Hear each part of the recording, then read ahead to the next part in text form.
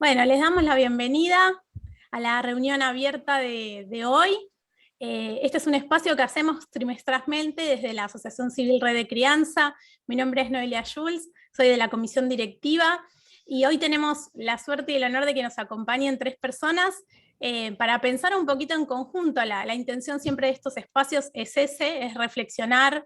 No es una exposición, no es un congreso, es un intercambio, y la idea es poder pensar en conjunto y sacar conclusiones y buscar soluciones y expandir la crianza respetuosa a todos los rincones, sin importar la geografía, los contextos y demás.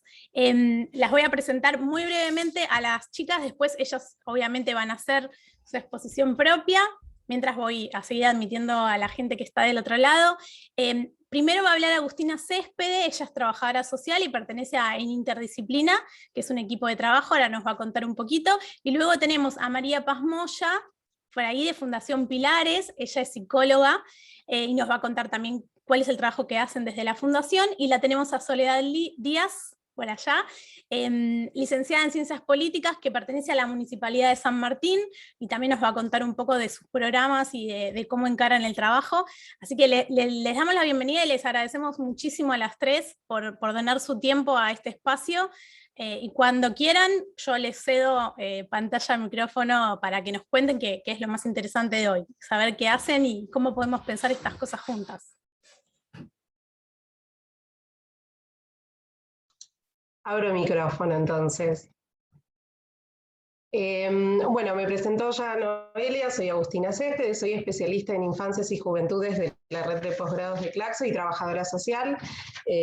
Ahí está mi corazón, en el trabajo social, y docente de posgrado de distintas universidades. Y además parte de la comisión directiva en Interdisciplina, que es básicamente un equipo interdisciplinario de trabajo. Y comienzo. Entonces, primero agradeciendo el espacio a quienes nos invitaron y agradeciendo también a las compañeras que me han permitido tomar primero la palabra, porque como verán de fondo hay guirnaldas y estamos de cumpleaños en esta casa.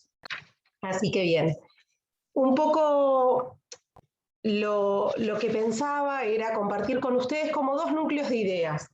Una que tiene que ver con abrir algunos interrogantes en torno al título, esto de la crianza respetuosa, o el paradigma de la crianza respetuosa y la vulnerabilidad. Y por el otro lado, intentar establecer un puente entre la adopción y la crianza respetuosa, porque, bueno, allí está mi corazón, digamos, ¿no? Es una temática que trabajo en equipo con Cecilia Manierazo, que es psicóloga, hace ya casi 10 años. De esto me vengo a dar cuenta cuando nos invitan las chicas, cuando me invitan las chicas a participar. Y desde hace casi 10 años estamos intentando llevar el paradigma de los buenos tratos en la infancia, de la crianza respetuosa, a los procesos adoptivos. Y hoy pensarlo me hizo darme cuenta que este sigue siendo un desafío tan actual y tan urgente como hace 10 años lo era, ¿no?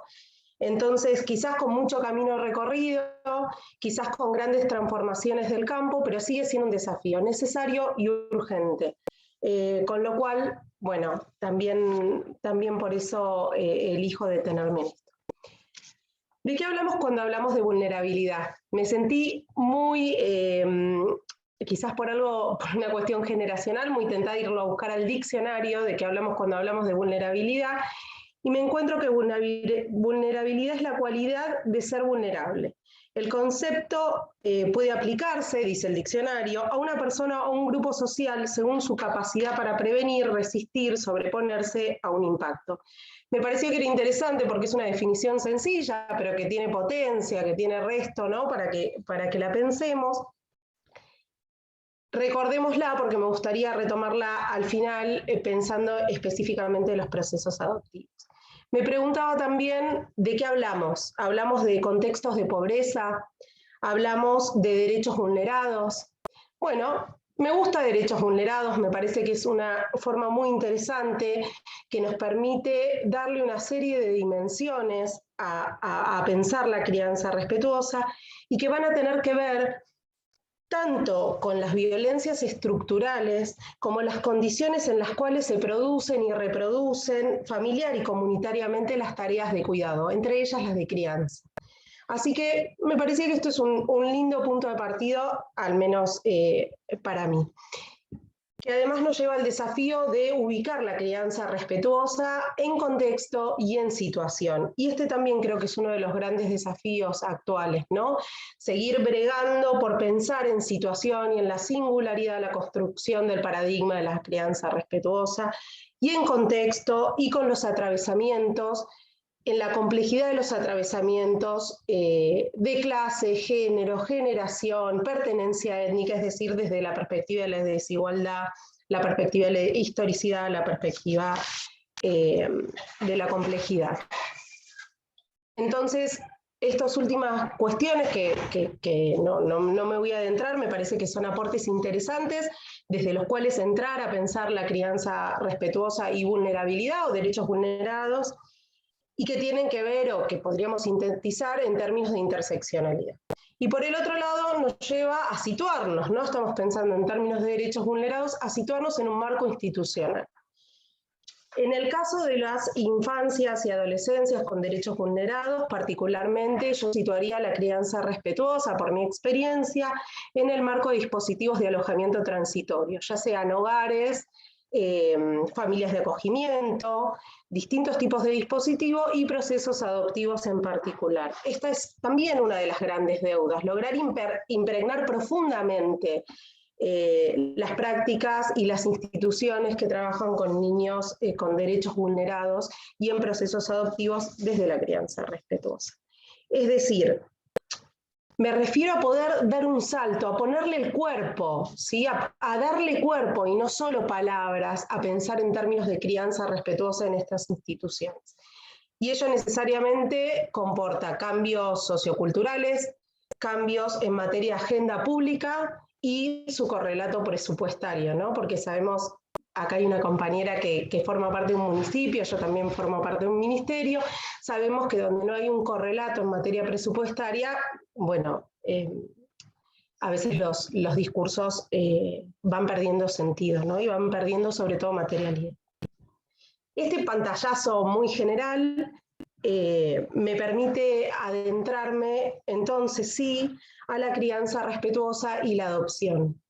Respecto de esto quiero compartir algunas cuestiones muy puntuales y voy a intentar ejemplificarlas, y me encantaría que sea algo que parece muy conceptual o muy global, que puedan preguntarme y que puedan interrumpirme en cualquier momento y lo ilustramos o lo compartimos o lo debatimos. La crianza respetuosa en los procesos adoptivos comporta, según mi experiencia, desafíos específicos, bien específicos, que van a tener que ver.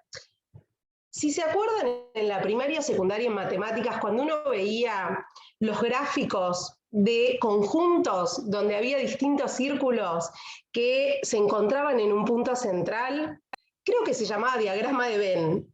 Nunca presté mucha atención en matemática, lo que sé de ciencias sociales, de matemáticas nada.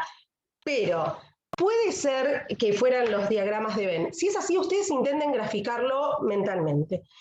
La crianza respetuosa y la adopción vendría a estar en esta interseccionalidad entre los mitos y estereotipos, es decir, lo que algunos autores llaman las narrativas cristalizadas, los discursos hegemónicos. Por otro lado, otro conjunto, digámosle, la especificidad de la vulneración de derechos. Ahora vamos a intentar volver sobre cada uno de estos e ilustrarlo.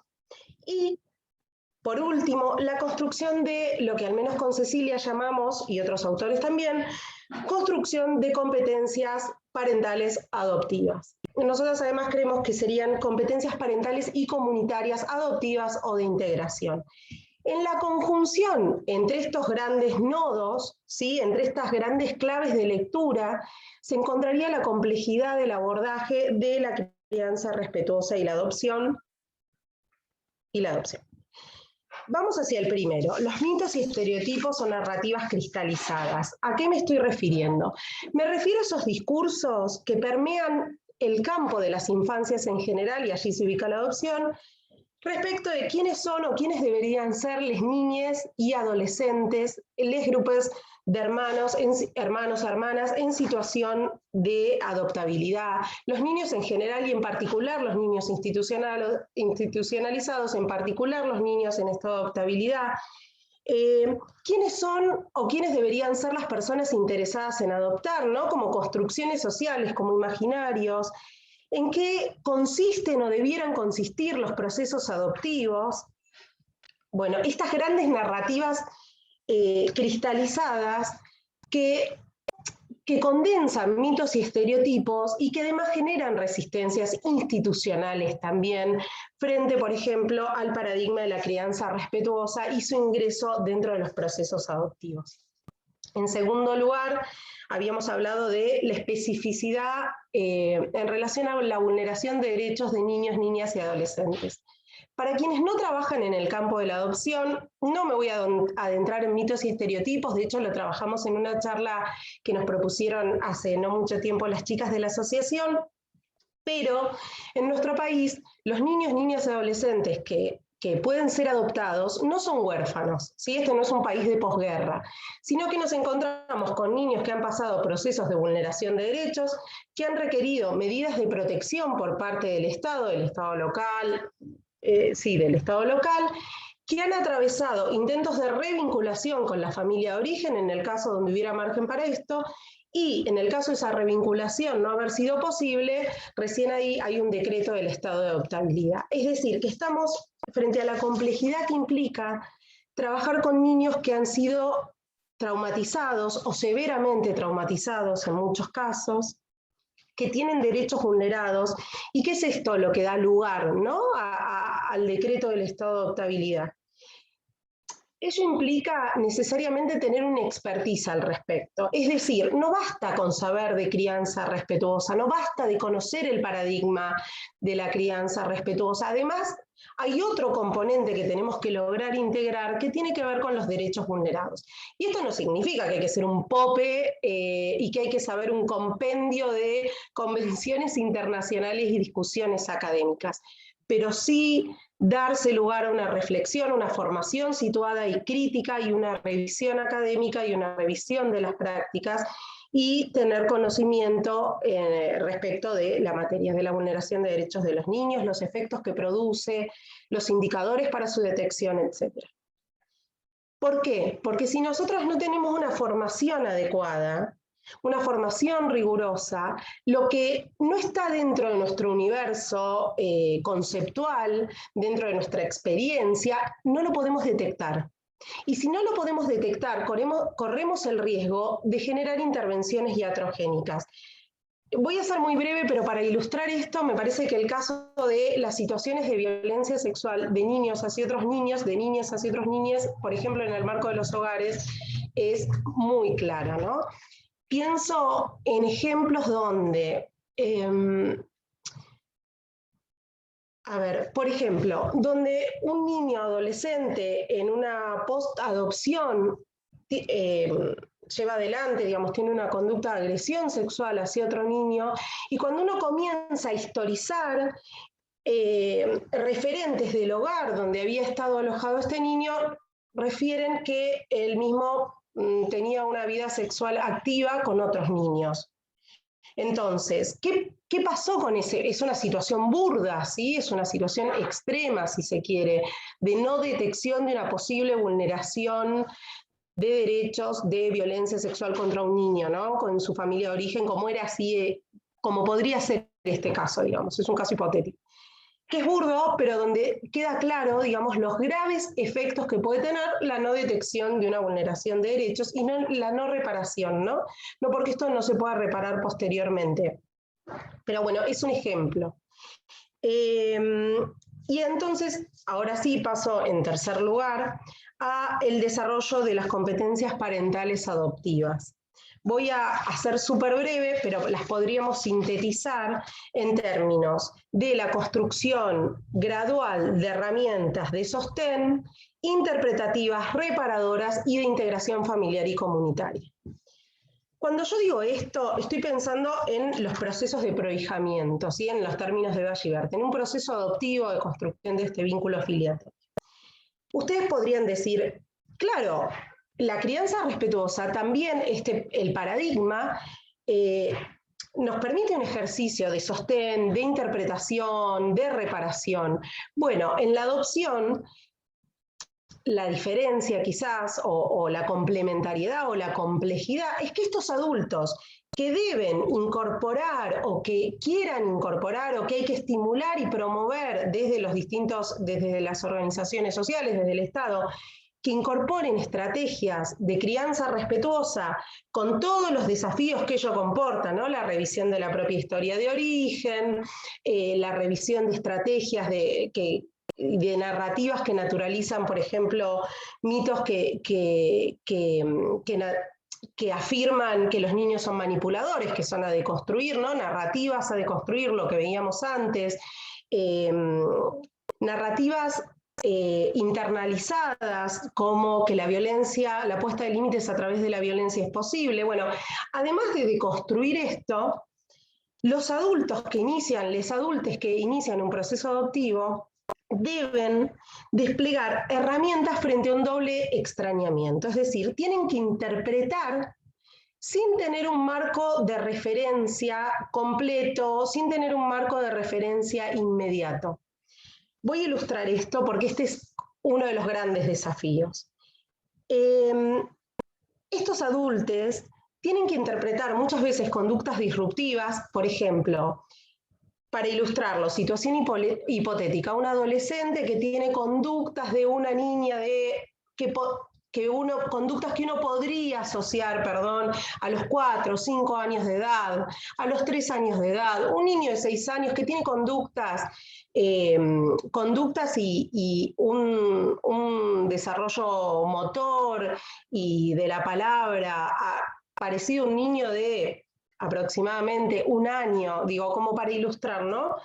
O conductas de autoagresión, ¿no? Distintas conductas disruptivas.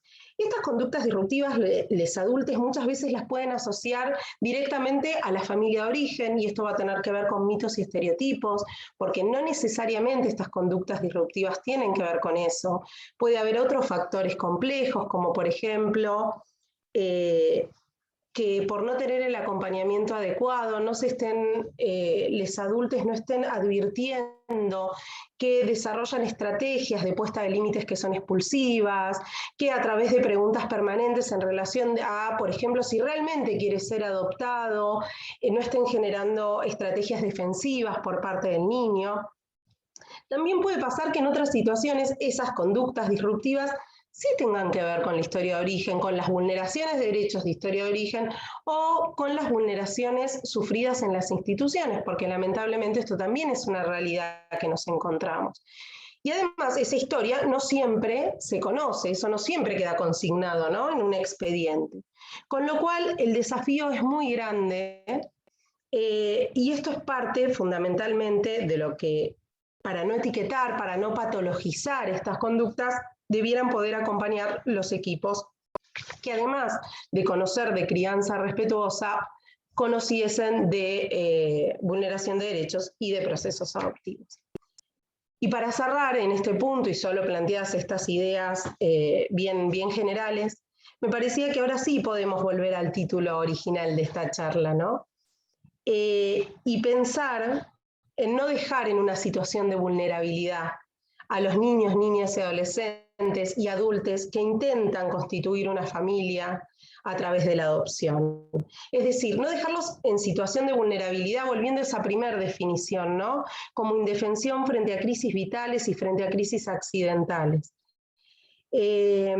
Y para esto, bueno, la propuesta es un poco la que intentaba compartir, ¿no? Para esta construcción progresiva de capacidades, formarnos, nutrirnos del paradigma de los derechos humanos, nutrirnos de la perspectiva de la desigualdad, nutrirnos del paradigma, por supuesto, de la crianza respetuosa, para nosotros también poder sostener, interpretar y reparar lo que está sucediendo en esta trayectoria familiar. Y por otro lado, otro de los desafíos, ¿no?, en este punto, es poder aportar todos nosotros a las transformaciones en el campo de la adopción, ¿no? Independientemente de que trabajemos específicamente los procesos adoptivos, y esto es algo que siempre decimos, porque nosotros también vamos generando este movimiento como agentes sociales en el campo de la adopción. Y finalmente, para cerrar, quería compartir unas palabras que debo reconocer no son mías, pero son preciosas, son de una colega, Noelia Tripiciano, que siempre sintetiza diciendo que el gran desafío en el campo de la adopción y digamos también del acompañamiento de niños institucionalizados, de niños que tienen vulnerados sus derechos, es impregnar profundamente de ternura a las prácticas. Así que bueno, esto es lo que quería compartir, este es para mí el desafío y la tarea.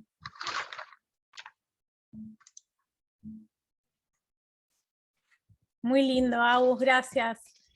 ¿Alguien tiene alguna pregunta, algún comentario que quiera hacerle a Agustina antes de que pasemos a alguna otra oradora?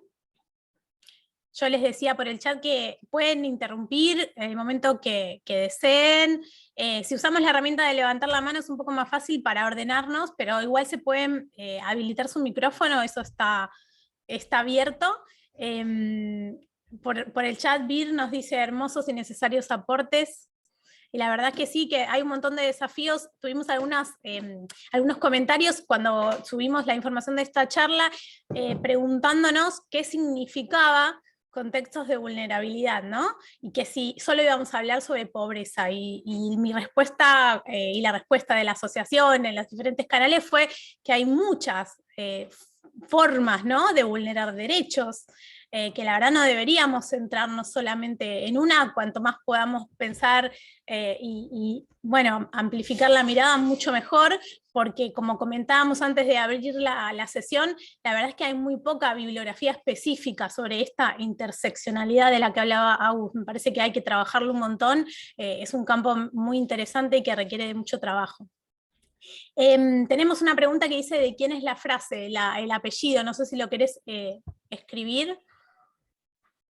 Dale, lo escribo, es una colega, Noelia Tripiciano, ahora lo escribo.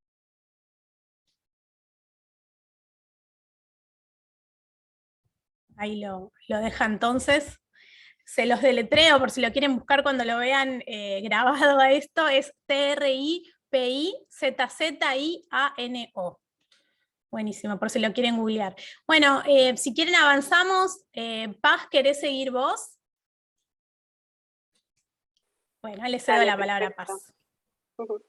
Gracias, Agustina, muy interesante el tema que traes, y voy a ir hilando algunas cosas seguramente con lo que fuiste comentando.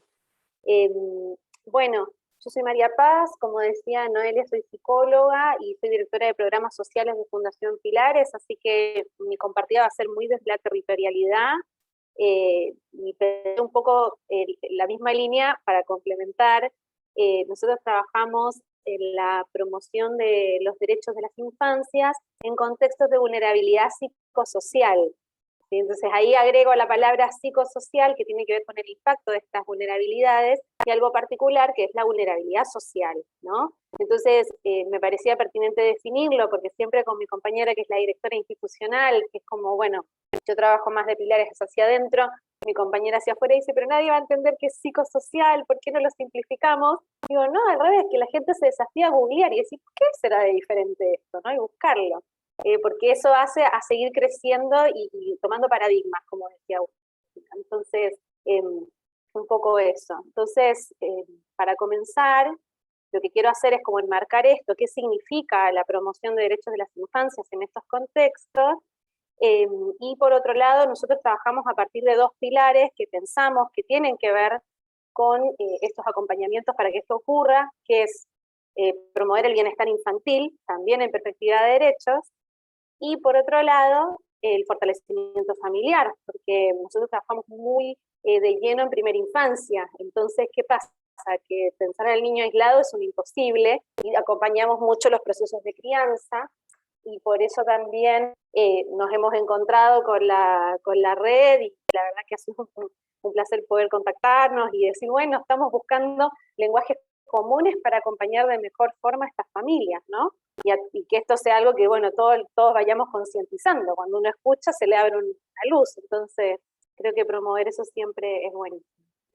Así que bueno, creo que nosotros quería enlazar, que quizás cuando hablamos de crianza respetuosa en contextos vulnerables, creo que hay dimensiones que no implica solo acompañar a estas familias particularmente en estos contextos, no implica solo acompañar a los niños y niñas respetando sus procesos de infancia, sus procesos subjetivos, digamos, son además contextos donde además las particularidades que se nos imponen a los profesores, invitación, que el mismo contexto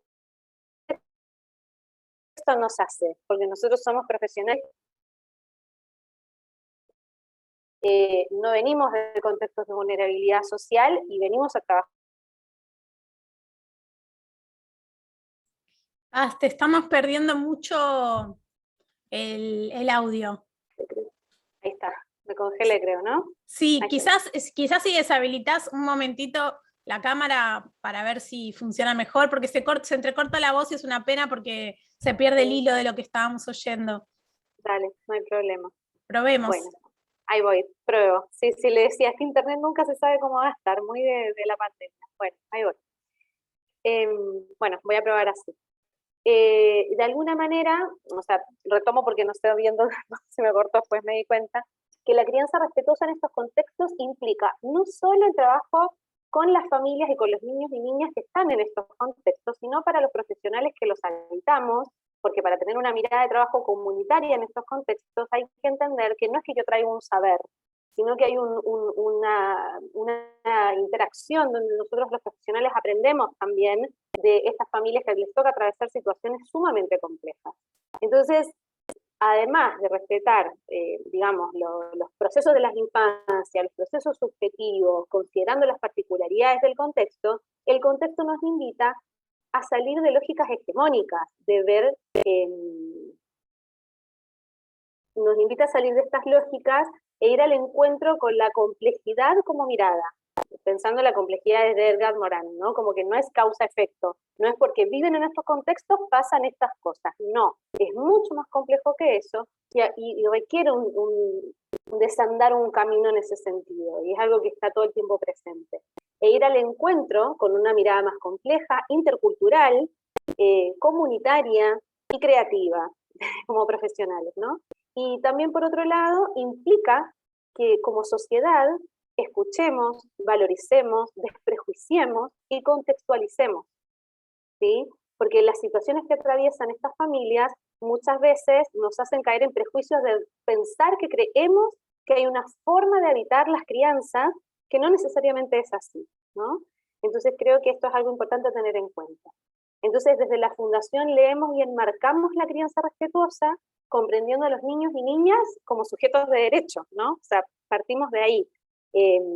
Así como nosotros y nosotras también lo somos, los adultos y las adultas. Entonces, bueno, es la base que sostiene la misión que nos propusimos como fundación, que es promover los derechos de las infancias en contextos de vulnerabilidad psicosocial, favoreciendo el bienestar infantil y el fortalecimiento familiar, ¿no? Entonces, ahí quiero como sumarme un poco a lo que trajo acá la compañera, que es de definir, ¿no? Entonces, en esta línea, ¿qué entendemos por vulnerabilidad psicosocial, no? Son las limitaciones, obstáculos, inhabilitaciones, desconocimiento e interrupciones del reconocimiento, acceso, goce, garantía y ejercicio de los derechos sociales, ¿sí? Culturales y de bienestar común e integral que puede llegar a impactar las subjetividades en las infancias, ¿sí?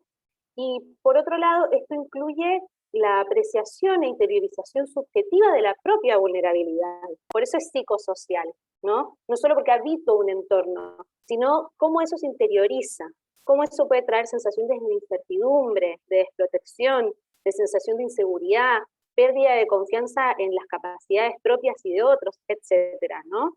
Nos desafía a pensar nuevas intervenciones y acompañamientos, ¿no? Esto lo plantea García de Castillo en un texto que habla justamente de este concepto, y la verdad es que es interesante porque no queda en el contexto, queda en la interacción entre los sujetos y los contextos, ¿no?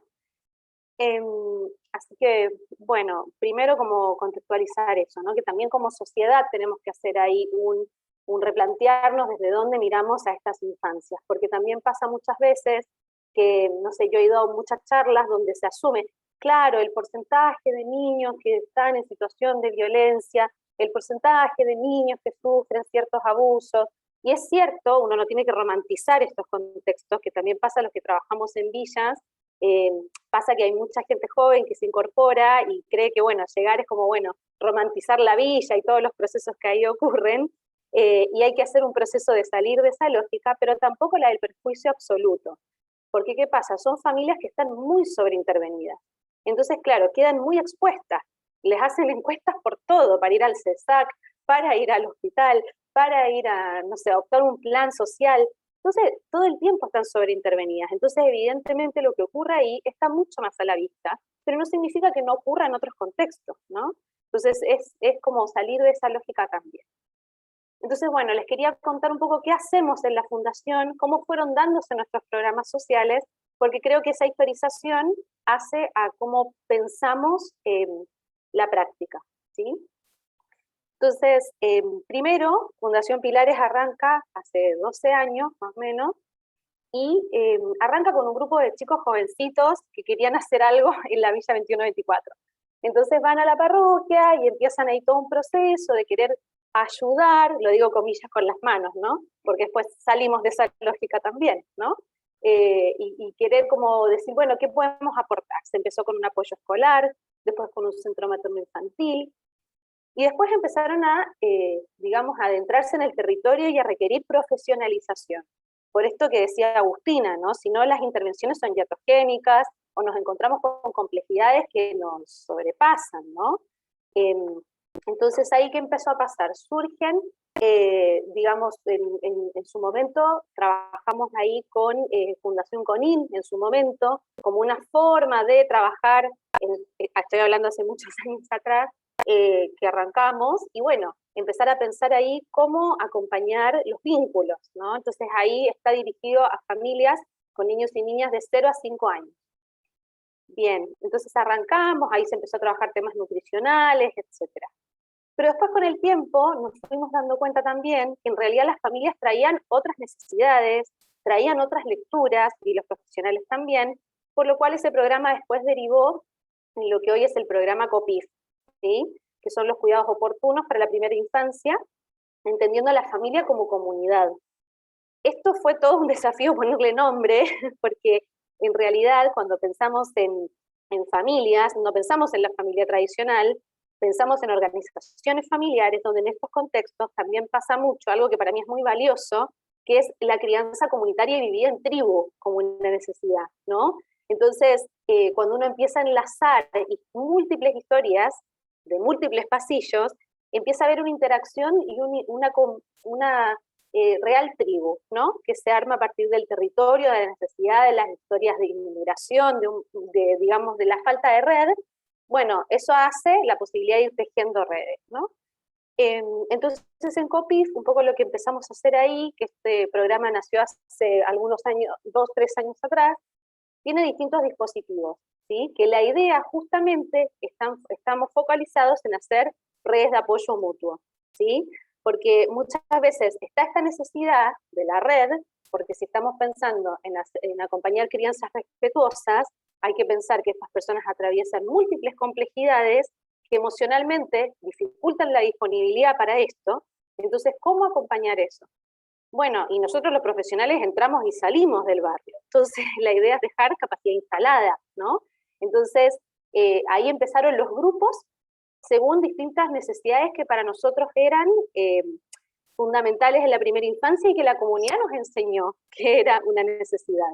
Entonces, primero hay un dispositivo que trabajamos con embarazo y primer año de vida, entonces ahí se arma una red de pisos, de colchonetas, de canchitas, de lugares que podamos habitar, donde se comparten estas experiencias, ¿no? Y ahí empiezan a surgir inquietudes.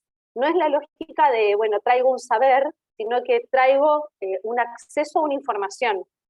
Entonces, ese acceso a esa información que circula permite que estas mujeres, que la mayoría son mujeres, mujeres madres, puedan ir tejiendo preguntas hacia sus formas de criar, ¿no? Hacia sus formas de construir vínculos tempranos. ¿Por qué es importante el vínculo temprano? ¿Por qué es importante acompañar a los niños y niñas desde este lugar? Y se teje también esto de, vos vas para allá, yo voy para este lado, vamos juntas. Y esa conversación fuera de la institución es a veces mucho más valiosa que lo que pasa dentro de la institución. ¿Por qué? Porque se tejió un vínculo y puedo contar con vos. Y a partir de eso, una mujer que pueda apoyarse en otra mujer también implica que hay una contención emocional que facilita el poder trabajar desde la crianza respetuosa, ¿no? ¿Por qué? Porque hay una contención emocional mutua, de apoyo mutuo. Después otros dispositivos que tenemos en ese mismo espacio tienen que ver con alimentación, es un eje que seguimos trabajando, por supuesto, pero bueno, son familias que se reúnen en torno a las conflictivas que atraviesan la soberanía alimentaria, porque no tiene que ver solo con lo que se come, sino que tiene que ver con que los niños y niñas y las familias tengan posibilidades electivas en medio de eso. Entonces, bueno, ahí trabajamos algo de esto. Después, por otro lado, trabajamos en un espacio que se llama Jugar es Cuidar, entonces para poder colaborar y sumar y poner a circular, que es importante, de alguna manera, el juego como cuidado, y que en el juego se da algo del vínculo también, ¿no? Entonces, de repente, claro, se juegan juegos tradicionales de sus países de origen, ¿no? Revalorizamos sus prácticas de crianza, porque muchas veces no es como están acostumbradas estas familias a veces a ir a instituciones donde les bajan lo que hay que hacer, lo correcto y lo incorrecto, para poder acceder a ciertas situaciones. Entonces eso lo complejiza, porque en el fondo nosotros queremos trabajar con lo que trae el otro sin prejuicio, para que el otro pueda realmente, o la otra, traer eso y poder hacer algo con eso y dinamizarlo. Entonces en estos espacios se ha dado algo de esto, del sostén, del desprejuicio, y poder decir, mirá, quizás, y si lo hacemos así, y si lo pensamos así, y con lo que esta familia trae, bueno, ahí vamos construyendo. Y creo que eso es respeto también. No es solo, digamos, como sociedad, respetar estos procesos interculturales, ¿no? Y después otro espacio que es muy importante es Fortaleciendo, que es con ese, que fue todo un tema nombrarlo también, que es para acompañar a mujeres que atraviesan la primera infancia, que están en contexto de violencia de género, pero que no están en el proceso para una denuncia como final, porque es súper fácil ir a la defensoría, no es súper fácil para nada, pero bueno, decir, y llegar a la denuncia de defensoría, pero sostener eso es muy complejo. Entonces nosotros tratamos en ese espacio de generar una red de apoyo mutuo, que además una de las dimensiones de trabajo tiene que ver con generar autonomía económica, ¿sí? No con la lógica de salir del barrio y trabajar, sino desde, bueno, mis recursos, mis posibilidades, cómo puedo generar autonomía económica, y eso, junto con el empoderamiento, digamos, el fortalecimiento de la perspectiva de género, permite que se puedan sostener las intervenciones después que pueden derivar en una denuncia, ¿sí? Y porque también los niños ahí muchas veces y las niñas quedan como en el aire, ¿no? Se hace la intervención en situaciones de violencia, se acompaña, pero y los niños y niñas también están sufriendo en ese proceso. Entonces es acompañar a través de una ludoteca específica que trabaja, digamos, estas temáticas, ¿no? Así que bueno, así nació COPIF. Después también la Fundación Pilares tiene 2 centros de primera infancia, donde trabajamos mucho más en promover y acompañar a las familias y a los niños y niñas en todo lo que tiene que ver con como el buen comienzo del bienestar infantil, ¿sí? ¿Por qué? Porque muchas veces cuando hablamos de derechos vulnerados, bueno, ¿cuáles son ciertos derechos que las familias deberían tener acceso para que este niño o niña cuando entra al primario o entra a la escuela pública tenga un piso de oportunidades similar al de cualquier otro niño o niña, ¿sí? Pero que tiene que ver con esto de la inclusión social? Entonces, bueno, a partir de ahí se hacen evaluaciones del desarrollo, se hacen seguimientos del desarrollo, respetando la subjetividad de cada niño o niña, también en medio de eso, se acompaña a la familia, y bueno, nosotros hacemos de nexo, porque somos una fundación, no garantizamos derechos, eso lo hace el Estado, pero nosotros hacemos de puente, ¿no? De dar información y todo lo demás. Y ahí también se trabajan propuestas lúdicas en sala, donde se trabaja con la perspectiva de, digamos, de educación sexual integral, donde desde muy chiquitos, desde temprana infancia, ya podemos trabajar estas cuestiones, ¿no? Que tienen que ver con perspectiva de género, todo lo que tiene que ver con que el niño o niña sea escuchado, escuchada, ¿no? Y esto habilitarlo en las familias, ¿no? Y ahí nos encontramos con situaciones sumamente, digamos, como para ir a situaciones más específicas del día a día o de un acompañamiento más cercano. Por ejemplo, nos pasó en una época que nosotros trabajamos en la 21-24 y en la 1-11-14 con 500 familias. Entonces, muchas de estas familias vienen de origen boliviano y muchas de origen paraguayo. Entonces, ha sido un enriquecimiento cultural de entender muchísimas cosas, ¿no? Entonces, me acuerdo una vez que estábamos trabajando en un espacio donde uno dice, bueno, en general las bajadas suelen ser, no sé, si hay señales de que un niño está sufriendo algún tipo de maltrato, hay que denunciar y hacer esto, esto y esto, ¿no? Como si fuera el único camino posible. Entonces, nosotros, si bien hay profesionales interdisciplinarios que acompañan estas temáticas, además de eso está el escuchar a la familia, como decir, mira, vengo observando esto, cómo te podemos acompañar, cuáles son las creencias que hay a la base de estas formas de corregir y de, digamos, de ofrecer regulación emocional de un adulto, de una adulta, ¿no? Entonces me acuerdo que la psicopedagoga le dio todo a esta mujer, me acuerdo, le explicó, mira, en realidad ella traía esto de que en su propia infancia había sufrido mucho maltrato como forma de corregir y acompañar la autorregulación emocional, hablamos de eso. La psicopedagoga le empieza a explicar un montón de cosas, y entre medio de eso yo la veo con una cara de pregunta a esta mujer. Le digo, ay, ¿qué pensás de lo que te dijo esta profesional? Y me mira con una cara, y yo digo, me dice, no entendí nada. Y hablaba súper bien el español. Entonces yo me quedo, bueno, claro, son familias que muchas tienen como lengua de origen el guaraní.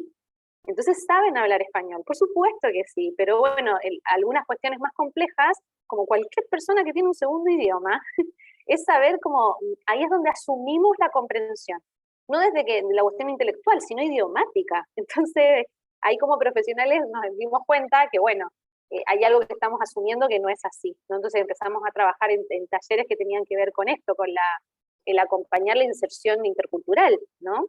No multicultural, de culturas paralelas, sino intercultural, de las intersecciones entre las culturas, ¿no? Hay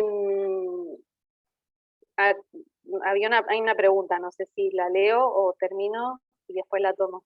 Como vos gustes, Paz, si querés leer, o te paso la pregunta de Claudia, que dice, ¿pudieron continuar con estos espacios de primera infancia en contexto pandémico? Sí, con adaptaciones, o sea, seguro, tuvimos que ayornarnos como todos, creo que tuvimos, en general siempre hablamos de que hay tiempos de observar, pensar y accionar. La pandemia no nos dejó mucho hacer eso, tuvimos que hacer todo al mismo tiempo, ¿no? Entonces, un poco fue esa la experiencia, y lo que pudimos hacer primero, obviamente, fue, por ejemplo, esto que es muy interesante, que era toda una bajada de quédate en casa, ¿no? ¿En qué casa? Primera era una pregunta. Y después, claro, uno tiene un imaginario de hogar y de casa. Estas familias muchas veces viven en contexto de hacinamiento. Entonces, los protocolos estaban armados como asumiendo que había agua en el hogar. Había muchas cosas. Entonces, el primer ejercicio fue adaptar los protocolos a los contextos de estas familias. Pensamos desde lo más complejo hasta el no tan complejo. Y también trabajamos mucho esto de lo que tenía que ver con habilitar el juego en casa, con todo lo descartable posible, porque también niños y niñas se vieron muy retrasados en sus desarrollos, que fue como un temor que tuvimos en su momento, que efectivamente ahora estamos viendo los efectos de eso, ¿sí? Pero esto pasó en múltiples niveles, ¿no? Pero en los contextos de vulnerabilidad social, yo creo que uno lo que tiene que hacer como profesional es intercambiar y prestar, como, bueno, ¿cómo estás viviendo? De tal manera, ¿con quiénes? Bueno, hacer muchas preguntas, pero preguntas de verdad, no preguntas asumiendo que me va a responder tal cosa, ¿no? Sino preguntas genuinas en ese sentido. Entonces, si uno pregunta de forma genuina, va a poder intervenir de forma pertinente. Entonces, en ese sentido fue acompañar las crianzas desde ese lugar, las a través de grupos de WhatsApp, porque a veces no es que no había internet, no había luz, o sea, como mucho más complejo, ¿no? Entonces, o no había agua. Entonces, bueno, cómo acompañar esto de, bueno, la crianza respetuosa en la pandemia, quédate en tu casa, y con todos estos elementos que hablábamos antes, ¿no? Entonces ahí hace a esto de una escucha genuina, permite intervenciones o abordajes asertivos, ¿no? y también no asumir que, no sé, este niño o niña le va a pasar tal cosa y está en riesgo en tal otra. Hay que preguntar, hay que acompañar en esto, digamos. Y después, bueno, fue todo ese proceso a través de los grupos de WhatsApp, y en esos grupos de WhatsApp se trabajó mucho el contener a las familias, porque nosotros creemos mucho que en el acompañamiento familiar, en la contención y en hacer puente de garantía de derechos, con todo ese entramado, obviamente la crianza respetuosa se habilita y es mucho más viable por una cuestión de disponibilidad emocional, como decía antes, ¿no? Y en casi todos los programas sociales después nos fuimos acercando a través de las entregas de mercadería, porque bueno, fue una emergencia, una situación donde el asistencialismo nosotros no creemos en eso, pero la verdad es que fue un contexto de emergencia sanitaria, entonces tuvo que deconstruirse como profesionales también, ¿no? Y en ese proceso de entrega de mercadería jugábamos en la vereda, habitamos las veredas, los niños pintaron las veredas y las niñas también. Entonces fue como todo un proceso de habitar los espacios públicos a partir de la primera infancia, ¿no? Y los vecinos salían y miraban y veían lo que sucedía. Bueno, todo esto es revalorizar ciertos procesos que representan saber en qué puede colaborar que un niño o niña pinte una vereda con una tiza. Un montón de cosas pueden ocurrir ahí. Y nos sentamos en el piso con los barbijos y sacar el miedo de los barbijos. Bueno, fue toda esa situación. Y bueno, igualmente en estos contextos ha sido difícil el tema porque fue una lógica más de cuidado comunitario y no tanto de quedarse en casa, entonces eso trajo como otras complejidades, pero bueno, ahí ya me meto de lleno en la cuestión de la pandemia y no quiero irme mucho más, creo que ya hablé un montón, así que voy a tratar de puntualizar también en esto de que otro de los programas sociales que tenemos a partir de la detección de una necesidad fue un programa que se llama Haciendo Lupa, que antes era un apoyo escolar, y después se diversificó en alfabetización. Y la alfabetización desde la primera infancia. Y no entendía como lectoescritura, sino como una necesidad de acompañar la lectura del mundo, ¿no? Como recurso cultural. Y eso también ha sido como un proceso en que los niños y las niñas nos han enseñado mucho, y en que las familias, por ejemplo, en la pandemia se habilitó todo un proceso de una biblioteca rodante, comunitaria, como para que ellos pudieran crear realidades dentro de sus hogares para los niños y niñas, porque nada, nadie viajó en la pandemia, y estas familias a través de los libros pudieron viajar y compartir, y obviamente dinamizar otras realidades y otras lecturas del mundo. Y eso es valioso, ¿no? Y después, por otro lado, estaban los centros de primera infancia, el programa este que les contaba COPIF, Haciendo Lupa. Después también está el SET, que son los centros de educación temprana, que ahí lo que se hace es fortalecer el vínculo a través de propuestas lúdicas. Esto también se acompañó mucho a través de los grupos de WhatsApp, se hizo mucho de trabajar fichas de crianza, o sea que se daban situaciones en los WhatsApp, compartíamos distintas situaciones, se ofrecían como algunas propuestas de espacios lúdicos dentro del hogar para fortalecer los vínculos, y después por otro lado se hacían fichas de crianza a partir de lo charlado y de lo vivido. Entonces, insisto que la invitación de estos contextos justamente es a eso, ¿no? Como a releer la realidad y ver múltiples posibilidades y pensamientos alternativos en esta línea, ¿no? Y por último, el último programa que estamos viviendo hoy en pandemia también fue el programa de Economía Social y Solidaria, justamente pensando en perspectiva de género, que las mujeres muchas veces en estos contextos no, con niños en primera infancia y trabajar, si para cualquier mujer esto es un desafío por distintas cuestiones estructurales, en estos contextos más aún. Entonces es poder habilitar el cooperativismo, la beta del trabajo, etcétera, pero cuidando también a la vez y en paralelo lo que tiene que ver con la crianza, ¿no? Porque muchas de ellas venían de trabajar, por ejemplo, en talleres clandestinos, donde niños y niñas están en un coche lo más acinturados posibles para que no se muevan, y se les da una pantalla, ¿no?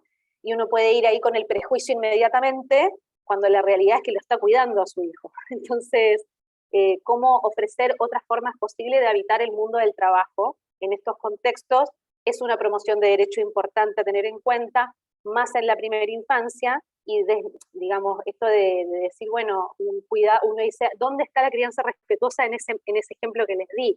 En que hay un marco de cuidado. Pero bueno, si uno puede ofrecer alternativas, uno puede ofrecer preguntas y uno puede promover derechos como de forma amplia, se puede habilitar otra cosa, ¿no? Entonces, nada, creo que en estas cuestiones Fundación Pilares lo que trata de hacer es acompañar los distintos elementos que rodean a la complejidad del acompañamiento familiar, digamos, en contextos de vulnerabilidad psicosocial, para de esta forma disponibilizar la emocionalidad, el acceso a la información y a la red de apoyo mutuo de estas familias, para que de esta forma la crianza respetuosa pueda ser habitada y habilitada. Así que bueno, hasta ahí. Si no, me apasiono, yo me apasiono, me encanta esto. Sí. Gracias, Paz. Súper interesante, ¿no? Todo lo que vas diciendo, yo me iba anotando algunas cosas. Creo que, bueno, hay una palabra clave que fue como un hilo conductor de alguna manera, que es prejuicios, ¿no? Cómo se asumen un montón de cosas, y empezaste diciendo también esto de cómo se asumen muchas veces, o la gran mayoría diría yo, que las violencias son solo en un estrato social, ¿no? Y como que, bueno, delegamos o lo miramos desde un pedestal. Y lo cierto es que las estadísticas no dicen eso.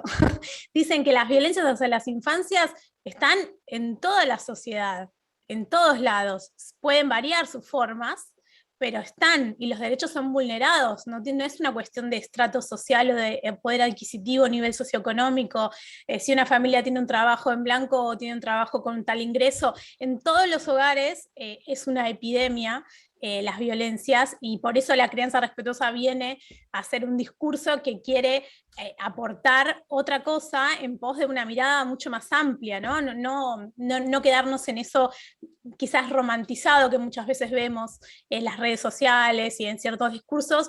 Creemos que se puede superar, que se puede convertir realmente en un paradigma, con un marco teórico, con un trabajo específico. Bueno, queda más que claro con el trabajo que ustedes están contando hoy, por eso queríamos que se conozca los trabajos que ustedes hacen.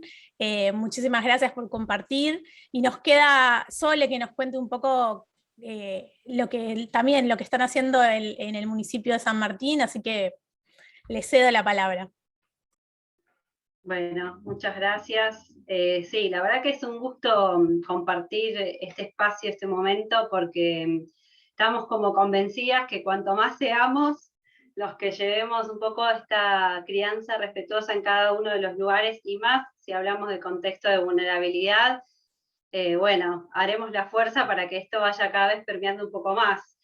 Nosotras estamos participando, somos varias del equipo, está también Marina Zaponara, que es la directora del programa Crecer Bien de la Municipalidad de San Martín, a quien también le pido que me sume, me colabore, porque habíamos pensado tener una instancia como de diálogo y de compartir un poco nuestra experiencia.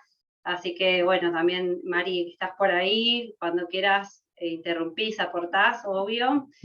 Y bueno, no, de nuestra parte era un poco compartirle el proceso que venimos haciendo, y son muchos años, mucho recorrido de acompañamiento a familias, a niños, niñas, profesionales, ¿no? que fueron cambiando, que fueron aportando, equipo de coordinación, de dirección. Entonces, bueno, un poco en la historia, como decía Paz recién, decía, haciendo un poco de historia, nosotros hacemos lo mismo, y también me vienen a la cabeza un montón de estas personas que en la construcción de un programa municipal, la verdad estamos siempre en momento de revisión, en revisar las prácticas, en mejorar, en ver cómo es lo más oportuno, lo de mejor calidad. Entonces, bueno, convencida de que es un poco la multiplicidad de las personas que nos fueron acompañando y que fueron gestando el programa, la que, bueno, nos van haciendo ser, ¿no? Un poco eso. Entonces, nada, les contamos, nosotros somos de la Municipalidad de San Martín, de acá del conurbano bonaerense. Trabajamos con personas gestantes y con niños, niñas de 0 a 5 años, especialmente que están en situaciones de vulnerabilidad crítica. Ahí nosotros en San Martín tenemos más de 36.400 y un poquito más de niños, niñas de 0 a 5 años, de los cuales más del 60% nacen en establecimientos públicos del distrito. Intentamos acompañarlos desde la gestación hasta, bueno, el ingreso un poco a la escolaridad formal. desde un montón de espacios y servicios. Como decían recién, hay muchas cosas que fuimos compartiendo. Yo anotaba, mientras que las compañeras Agustina y Paz decían, hay muchos puntos que tenemos en común, y hay algo de lo que Agustina decía, que para nosotros, por ejemplo, nos interpeló allá al principio de la gestión. Nosotros estamos desde el 2011, diciembre del 2011 en la gestión, o sea, hace casi 10 años, y después de 2 años de gestión y de implementar en el distrito el sistema de protección de derechos de niños y niñas y adolescentes, nos hicimos una gran pregunta de si seguíamos como ampliando la prestación de protección ante la vulneración de los derechos, o si creábamos alguna estrategia más de promoción con un fuerte anclaje territorial, y principalmente para poder llegar antes, ¿no? Entonces un poco lo que Agustina me interpelaba cuando lo compartía era, bueno, ella nos planteaba en procesos de adopción, y nosotros estamos planteando desde nuestro programa, que hoy queremos compartir, ser una partecita de un sistema amplio en la municipalidad, ¿no? Que es un sistema de promoción y protección de derechos, pero hoy lo que más queremos compartir con ustedes es la estrategia de promoción. Y la estrategia de promoción, pues para nosotros nos interpeló fuertemente, ¿no? De poder llegar antes de que ocurrieran muchas situaciones de vulneración de derechos, y antes también porque apuntamos a la primera infancia. Lo que hoy queremos compartir es una estrategia que tenemos del Plan Crecer Bien, que apunta a esto, ¿no? Los primeros años de vida, porque también sabemos, bueno, todos los que estamos acá, sabemos que lo que pasa en los primeros años deja marcas para toda la vida, ¿no? Entonces también sabíamos que si nosotros como Estado estábamos presentes en aquellos momentos donde hay dificultades fundamentalmente para nosotros, y pensamos el programa en cuestiones de vínculo. Entonces nosotros, dentro de la multidimensionalidad que evaluamos de vulnerabilidad, porque como claramente dijeron las compañeras, vulnerabilidad es una situación compleja, es multidimensional porque atraviesa muchas cosas: el consumo problemático, la violencia de género, la privación de la libertad, la pobreza, el empleo, la educación. Pero también nosotros estamos poniendo una lupa porque somos un programa de infancias, pertenecemos a la Secretaría de Mujeres, Géneros e Infancias, mucho tiempo pertenecimos a Desarrollo Social. Entonces tenemos una marca muy fuerte en esta mirada hacia las infancias. Entonces nuestra lupa como más pequeña es hacia los vínculos, estas experiencias tempranas que están presentes o que con mayor fortaleza, con mayor seguridad o con menores, ¿no? Cuando nosotros vemos, bueno, alguna dificultad en el cuidado, alguna negligencia, algún maltrato en contextos de vulnerabilidad, bueno, es como que ahí estamos llamados a estar. Y un poco nuestra estrategia también apunta a ir a buscar a esos niños, niñas, a esas familias que están necesitando este acompañamiento de nosotros como Estado, ¿no? Entonces, son familias que especialmente tal vez no están acompañadas por alguna otra estructura comunitaria del Estado, un jardín, un centro de cuidado, sino que es justamente aquellas que no saben bien a dónde acercarse, que no tienen tanta posibilidad, y bueno, nosotros desplegamos un programa territorial. Hoy estamos presentes en 7 barrios de nuestro distrito, son más de 16 profesionales los que están trabajando, de varias profesiones, porque estamos convencidas también de que en esto de ir armando y repensando y construyendo en la práctica también necesitamos distintas miradas y enriquecernos mutuamente. Entonces ahí hay en el equipo trabajadores sociales, psicólogos, psicomotricistas, psicopedagogos, la verdad que no sé si a una antropóloga, no sé si me olvido de alguien, Mari, pero estamos, digamos, apuntamos, bueno, y en estos años también cambiaron, pero siempre un poco con esta tensión de poder enriquecernos mutuamente y también aportarnos, porque es una experiencia esta novedosa, como bueno, bien sabemos nosotros, es un cambio cultural el que estamos proponiendo, entonces también tenemos que ir apoyándonos, y también planteando como una estrategia de diferentes niveles de intervención. Entonces nosotros decimos que acompañamos en diferentes escalas con toda la estructura del Estado. Y la realidad es que nosotros nos sentimos muy orgullosas de pertenecer a la gestión de Gabriel Catopodis en su momento, y ahora está continuando Fernando Moreira, que es nuestro intendente actual, porque sentimos que tenemos realmente todo un Estado que nos está acompañando para definir cada una de las estrategias, porque una vez que contactamos a estas familias en su personalísima situación, es una estrategia realmente artesanal, cuerpo a cuerpo, individualizada, porque ahí desplegamos esto que les decía recién, como los diferentes niveles de intervención, que son desde el singular propio de esa necesidad del niño o niña, que como decía recién Paz, ella hablaba del bienestar infantil, y nosotros estamos promoviendo ese desarrollo integral. Entonces, bueno, es puntualizar realmente en la situación de esa persona gestante, o en el caso de niños, niñas, que son la mayoría en nuestro caso, bueno, para que realmente sean sujetos de derecho en el ejercicio de, nosotros decimos, una ciudadanía plena. Entonces, bueno, ahí hay una estrategia muy, muy singular para el niño o niña. Después también se despliega la familiar, que es un poco también parte de lo que contaba recién Paz, por ejemplo, donde se despliega toda una estrategia de acompañamiento en la crianza, de vínculos, tratando de promover, digamos, los vínculos de apego seguro, estables, esas figuras de sostén, que sí, como decían un poco recién, son un poco organizaciones familiares, son un poco tribu, son red, porque no, en general no es que encontramos las figuras madre, padre, sí o sí estables, a veces es entre varios, a veces es uno o es el otro, a veces hay conflictividad de las adultes. Entonces, bueno, es uno a uno, pero realmente nosotros estamos apuntando a que por ahí pasa nuestro mayor apoyo y nuestro mayor acompañamiento, ¿no? Que en la medida que podamos consolidar, fortalecer y acompañar esos vínculos,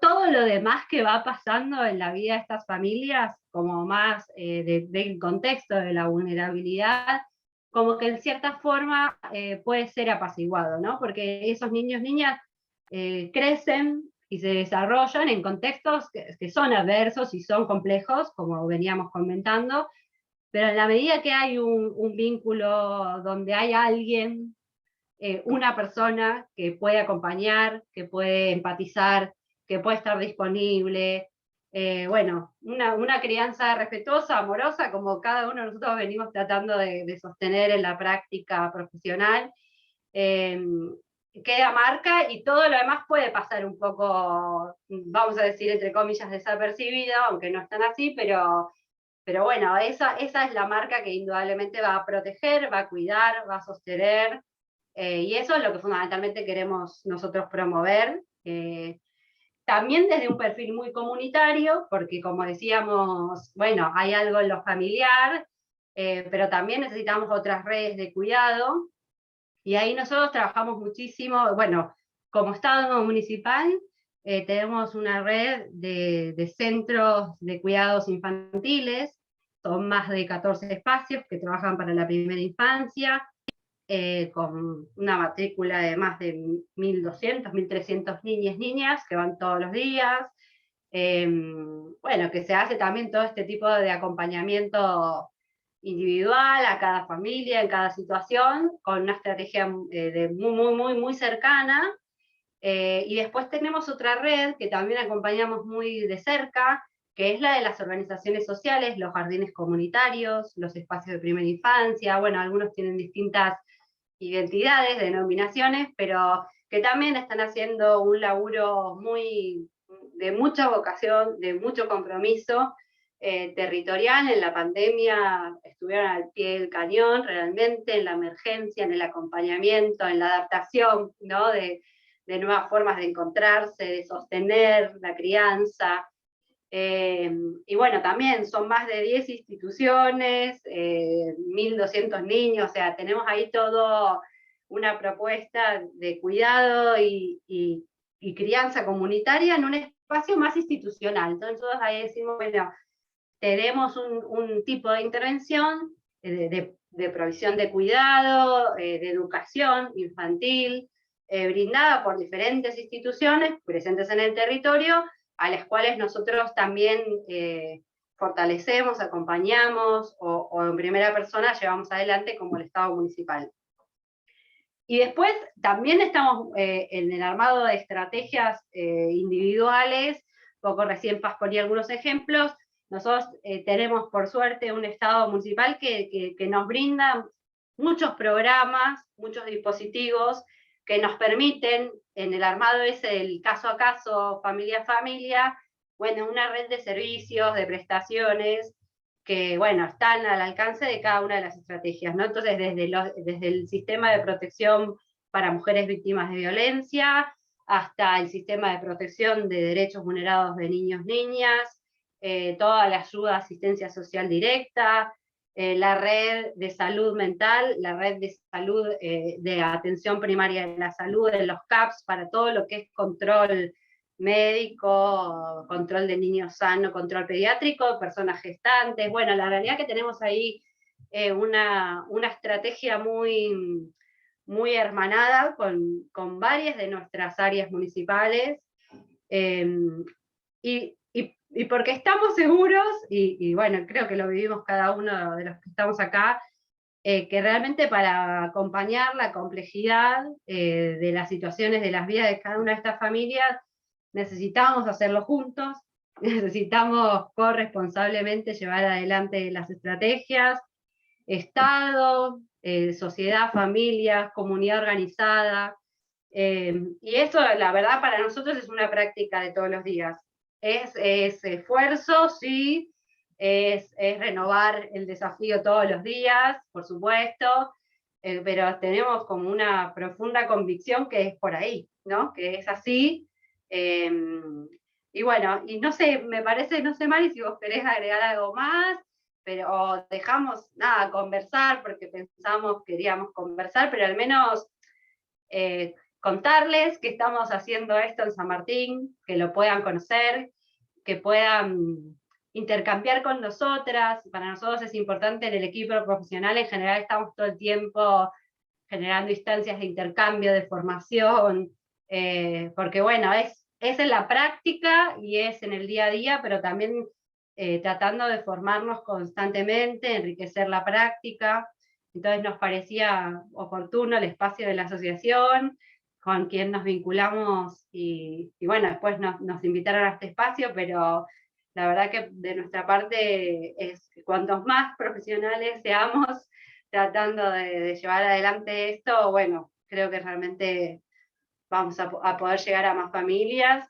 Y en este caso, tal vez un poco lo conversábamos con Ivana la otra vez, nosotros tenemos una particularidad que no es tal vez lo que pasa más como en una clase media, trabajadora, que es que hay una demanda y una revisión, digamos, de las prácticas de crianza, y uno busca, ¿no? Como hay algo en uno que dice, bueno, hay algo que ya me hace ruido, esto por acá no va. Bueno, en nuestro caso, tal vez como Estado y desde este programa, como les decía al principio, tenemos que ir a buscar, ¿no? Esas situaciones que nos hacen ruido, esas formas de crianza, o cuando hay algo de violencia, o cuando hay algo que nos está interpelando, o alguna negligencia, o algún jardín que nos llama la atención, algún centro de cuidado que por ese contacto de todos los días se da cuenta que hay algo en esa familia, bueno, y ahí aparecemos nosotros como para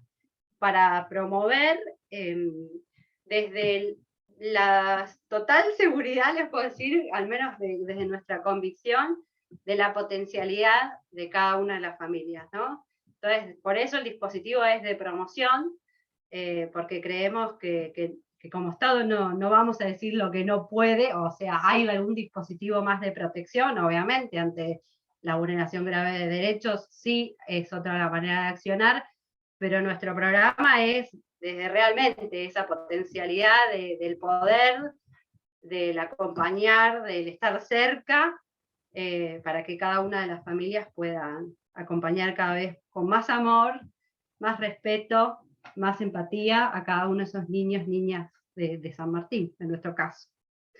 Bueno, no sé, más o menos. Muchas gracias, Sole.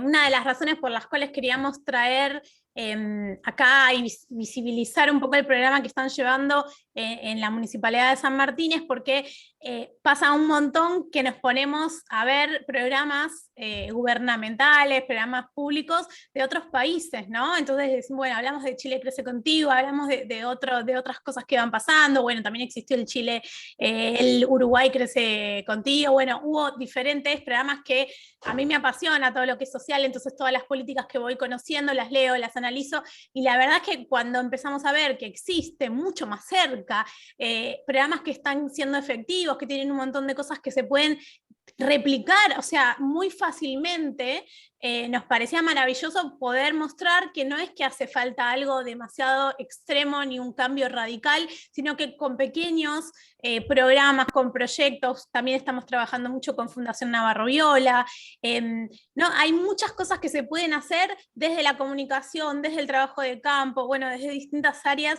que tienen que ver con el Estado, y ojalá que cada vez sean más municipios que se contagien, que tengan ganas de sumar algo chiquito a ese cambio de paradigma. Conocemos también médicas de familia que lo hacen desde los CGP, digo, hay un montón de espacios, a veces es abrir el espacio, ¿no? Un taller para las familias, un espacio de puerperio, en hospitales públicos también lo vemos, son pequeñas herramientas que pueden hacer un cambio maravilloso e incidir en la calidad de vida de esas familias, ¿no? No solo pensando en lo colectivo, sino también en la calidad de vida individual de cada uno de esos niños, niñas y adolescentes que están pasando ese contexto, que puedan encontrar, y qué importante esto que decían respecto de una figura por lo menos de cuidado, que persevere, que brinde ese vínculo estable, y cómo eso puede ayudar muchísimo al psiquismo, ¿no? Y a la resiliencia y a la construcción de la vida de esa persona, hoy y mañana, digamos, como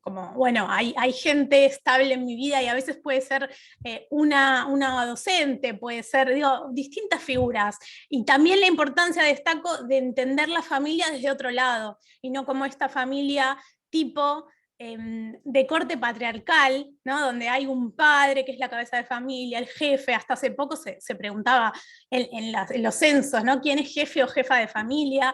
Que está bien, tenía un sentido de poder categorizar los ingresos, pero digo, qué fuerte que es que todavía seguimos hablando de estas cosas cuando la familia puede ser tan diversa, y lo importante es que haya personas adultas en rol de cuidado, ¿no? Y después quienes sean esas familias, qué género tengan, qué vínculo, si es consanguíneo, si no lo es, ¿qué nos importa?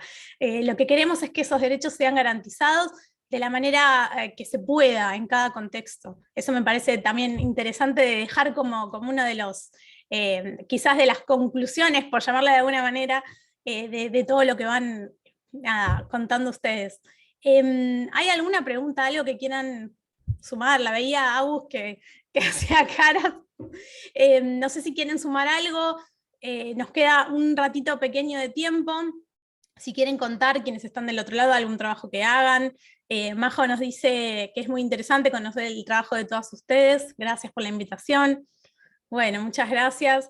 Este encuentro va a quedar grabado en nuestro canal de YouTube, así que si alguna persona después lo ve en diferido y tiene alguna pregunta para ellas, o para, bueno, sus equipos de trabajo, sus espacios, nos pueden hacer llegar a info@reddecrianza.org.ar, y hacemos el nexo para poder seguir trabajando, para poder seguir haciendo redes. Eso también sería otra como construcción que podemos hacer. El trabajo en red es el único camino, no hay otra manera. Tiene que ser interdisciplinario, tiene que ser uniendo los dispositivos y lo que ya existe. No hace falta construir algo de cero, a veces es hacer la interconexión. En el trabajo en el Estado eso se ve un montón, ¿no? Como los diferentes ministerios se van uniendo, y qué lindo que sale cuando eso sucede y cuando eso se articula bien. ¿Alguien que quiera decir alguna palabra? Hola, ¿qué tal? Un gusto. Hola Romina. ¿Qué tal? Un placer. Bueno, celebrar el encuentro me pareció súper interesante lo que planteaban las compañeras, eh, también para desmitificar muchos escenarios en los cuales se habla solamente de vulnerabilidad a secas y relacionar, digamos, relacionar esto intrínsecamente con la pobreza, haciendo como un linkeo, como mencionaba la compañera en un momento. Eh, en particular, yo soy coordinadora de un programa que se llama Lazos Comunitarios para la Crianza, que pertenece a la Dirección de Fortalecimiento de Primera Infancia y Niñez, bueno, a la Subsecretaría de Niñez y Adolescencia y a la Secretaría de Salud de Lomas de Zamora. Así que la verdad que apenas vi la publicación de esta actividad en Red de Crianza, me pareció súper interesante y me lo agendé porque dije, bueno, vamos a escuchar un poco también estas propuestas que yo me imaginaba que venían en esta línea, pero bueno, uno también se lleva de cada encuentro algo novedoso o alguna otra mirada, o incluso, digamos, eh, creo que Pilar estaba por ahí, que yo no conocía, digamos, a esta institución, entonces me parece también como súper interesante llevarse datos, contactos, nuevas redes, así que nada, eso, celebrar el encuentro y espero que hayan próximos. Muchas gracias. Sí, sin duda. Como dice Silvina en el chat, construcción colectiva, ¿no? Es un poco eso, porque algo que funcionó o una idea que hay en un lado después se articula con otra idea y ahí van surgiendo, bueno, de los encuentros que venimos haciendo con la red desde hace años han surgido equipos de trabajo, han surgido, no sé, instituciones inclusive. La verdad que es hermoso de ver. Tamara Rueda nos dice que es psicóloga del Servicio Local de Políticas de Protección de Niñez y Adolescencias de Quilmes y que celebra el espacio para seguir repensando las prácticas. Bueno, tenemos un montón de municipios, ya podemos empezar a hacer la red de municipios, ¿por qué no? Para ver qué se puede implementar en uno o en otro, que funcione bien. Y en este contexto, ¿no? Qué difícil de tener que adaptar lo que contaba hace un ratito Paz, tener que adaptar todo ese trabajo que venía funcionando, que viene durante tantos años y de repente pandemia y volver a barajar y dar de nuevo, es como, bueno, tremendo y es estresante, pero bueno, o sea, han surgido lindas cosas también. Bueno, no sé si alguien quiere tomar la palabra, si no vamos a ir cerrando, que estamos en horario. Vanessa nos dice, muy interesante, soy nutricionista del equipo de primera infancia en Luján, y qué motivador conocer tantas experiencias. Sí, eso también, ¿no? Un poco el objetivo de este encuentro es que veamos que hay un montón de cosas, un montón de gente trabajando, no es que hay que empezar de cero, hay muchísimas cosas, solo tenemos que conocerlas y visibilizarlas, eso creo que es un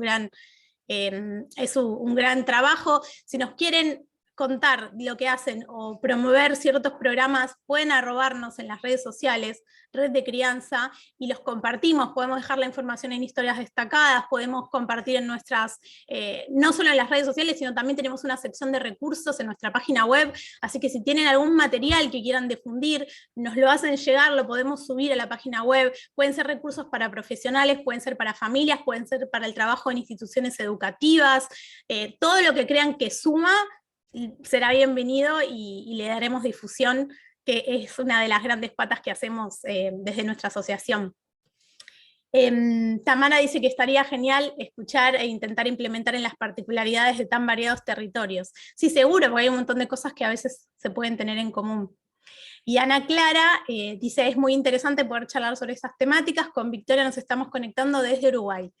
Red Latinoamericana, sí, por supuesto. Buenísimo, si podemos hacerlo más amplio, encantadas.